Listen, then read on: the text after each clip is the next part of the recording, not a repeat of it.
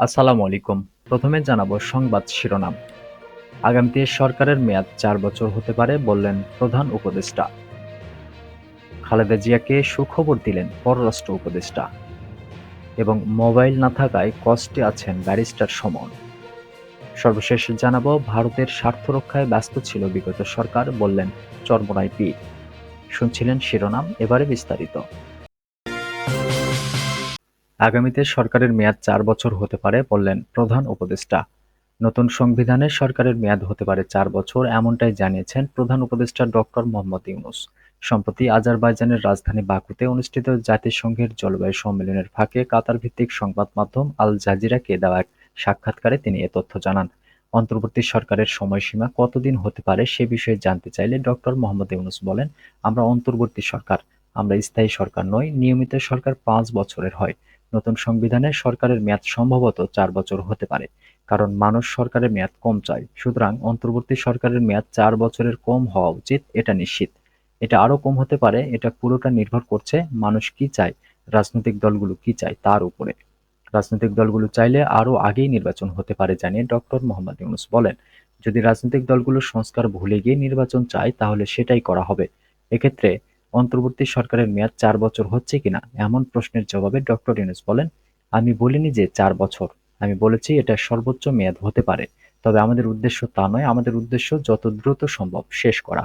পুরো সরকার ব্যবস্থার সংস্কার হবে বলেও জানান ডক্টর মোহাম্মদ ইউনূস। তিনি বলেন, মানুষ নতুন কিছু চায়, সেখানে সব ক্ষেত্রে সংস্কার হবে, এমনকি সংবিধানও সংস্কার হচ্ছে। এ লক্ষ্যে বিভিন্ন সংস্কার কমিশন করার কথাও তুলে ধরেন তিনি। অন্তর্বর্তী সরকারের প্রধান উপদেষ্টা বলেন, দুটো প্রক্রিয়া একসঙ্গে চলছে, নির্বাচনের প্রস্তুতি এবং সব সংস্কার শেষ করার প্রস্তুতি। নতুন বাংলাদেশ যে শুধু নির্বাচনের মধ্যে সীমাবদ্ধ নয়, তাও জানিয়ে দেন ডক্টর মোহাম্মদ ইউনূস। খালেদা জিয়াকে সুখবর দিলেন পররাষ্ট্র উপদেষ্টা। চিকিৎসার জন্য বিএনপি চেয়ারপারসন বেগম খালেদা জিয়ার যুক্তরাজ্য গমনে ভিসা প্রক্রিয়া সম্পন্ন হয়েছে বলে জানিয়েছেন পররাষ্ট্র উপদেষ্টা মোহাম্মদ তৌহিদ হোসেন। পররাষ্ট্র উপদেষ্টা বলেন, সাবেক প্রধানমন্ত্রী ও বিএনপি চেয়ারপারসন খালেদা জিয়ার ভিসা প্রক্রিয়া সম্পন্ন হয়েছে। চিকিৎসার জন্য তিনি যে কোনো সময় যুক্তরাজ্য যেতে পারেন, তবে কবে যাবেন সে বিষয়ে তিনি সিদ্ধান্ত নেবেন। এর আগে ঢাকা সফররত যুক্তরাজ্যের ভারত প্রশান্ত মহাসাগরীয় অঞ্চল বিষয়ক পররাষ্ট্র প্রতিমন্ত্রী ক্যাথরিন ওয়েস্ট উপদেষ্টার সঙ্গে সাক্ষাৎ করেন। এক প্রশ্নের জবাবে পররাষ্ট্র উপদেষ্টা বলেন, খালেদা জিয়ার চিকিৎসা নিয়ে আমাদের পক্ষ থেকে সার্বিক সহযোগিতা করা হবে। ভিসা প্রক্রিয়া সম্পন্ন হয়েছে, এখন ওনারা ইচ্ছে করলে চিকিৎসার জন্য বাইরে যেতে পারেন। পাচার হওয়া অর্থ প্রসঙ্গে প্রশ্নের জবাবে তিনি বলেন, পাচার হওয়া অর্থ বা সম্পদ ফিরিয়ে আনার বিষয়ে আমরা চেষ্টা করছি।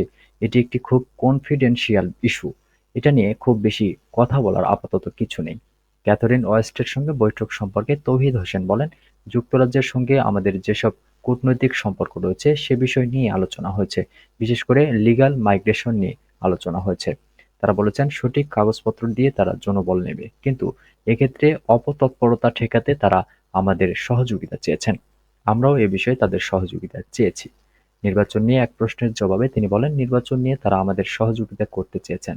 নির্বাচন নিয়ে এখনই সুনির্দিষ্ট কোনো তারিখ আমরা বলতে পারছি না, তবে আমরা চাই একটি সুষ্ঠু নির্বাচন অনুষ্ঠানের মাধ্যমে আমাদের দায়িত্ব শেষ করতে। আমাদের কয়েকটি কমিশন কাজ করছে। কমিশনগুলোর প্রস্তাবের ভিত্তিতে নির্বাচন পরিবেশ ও তারিখ হতে পারে।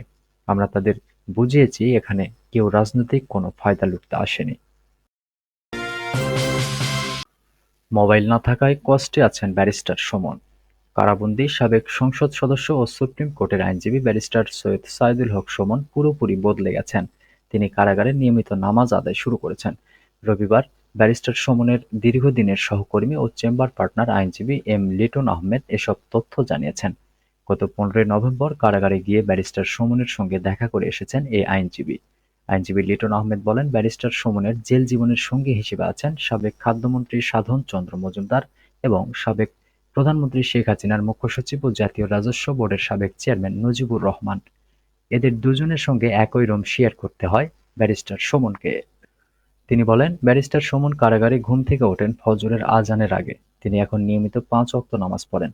সাবেক এমপি হিসেবে জেলে ডিভিশন পেয়েছেন। তবে ব্যারিস্টার সুমন কষ্টে আছেন তার সঙ্গে মোবাইল ফোন না থাকায়। কারণ আগে সার্বক্ষণিক মোবাইলে নিজের ফেসবুক অ্যাকাউন্টে যেতেন, যা এখন একেবারেই বন্ধ। ব্যারিস্টার সুমন তার চেম্বার পার্টনারকে আরও বলেন, জেল জীবন কষ্টের, কারণ ঠিক সন্ধ্যা নামার সময় কারা সেলে ঢুকে পড়তে হয়, খাবার খেয়ে নিতে হয়, এটা স্বাভাবিক জীবনে মানা কষ্টের। ভারতের স্বার্থ রক্ষায় ব্যস্ত ছিল বিগত সরকার, বললেন চরমোনাই পীর।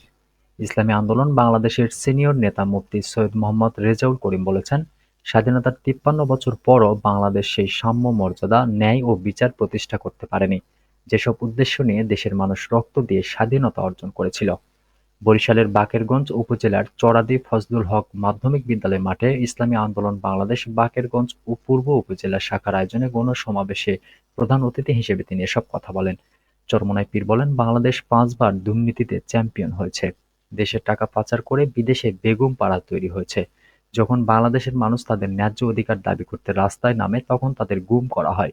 দিনের ভোট রাতে হয়ে যায়। মেধাবী সন্তানদের পাখির মতো গুলি করে হত্যা করা হয়। তিনি বলেন, বিগত সরকার শপথ নেওয়ার আগেই সরকারের দালালরা ভারতের সঙ্গে এমন সব চুক্তি করেছে যা শুধুমাত্র ভারতের স্বার্থ রক্ষা করেছে। এসব চুক্তির মাধ্যমে বাংলাদেশের কোনো উপকার হয়নি, বরং তারা বলেছেন, ভারতকে যা করেছি তা ভারত সারা জীবন মনে রাখবে। ভারতের দালালরা বাংলাদেশের মাটিকে কলঙ্কিত করেছে। বিগত ফ্যাসিবাদী সরকার দেশের স্বার্থ না দেখে বিদেশি স্বার্থ রক্ষায় ব্যস্ত ছিল। গণসমাবেশে বক্তারা ছাত্র জনতার বিপ্লবে সংঘটিত গণহত্যার বিচার, দুর্নীতিবাজদের গ্রেপ্তার, অবৈধ সম্পদ বাজেয়াপ্ত এবং তাদের নির্বাচনে অযোগ্য ঘোষণার দাবি করেন। তারা সংখ্যানুপাতিক পদ্ধতিতে জাতীয় সংসদ নির্বাচনের ব্যবস্থা এবং ইসলামী সমাজভিত্তিক রাষ্ট্র প্রতিষ্ঠার মাধ্যমে ইহকালীন শান্তি ও পরকালীন মুক্তির লক্ষ্যে কাজ করার আহ্বান জানান। গণসমাবেশে বিশেষ অতিথি হিসেবে উপস্থিত ছিলেন ইসলামী আন্দোলন বাংলাদেশের প্রেসিডিয়াম সদস্য আলহাজ খন্দকার গোলাম মাওলা, কেন্দ্রীয় সাংগঠনিক সম্পাদক মাওলানা মোহাম্মদ নুরুল ইসলাম আল আমিন, বরিশাল জেলা সহ সভাপতি শেখ শামসুল আলম মিলন এবং অন্যান্য নেতারা।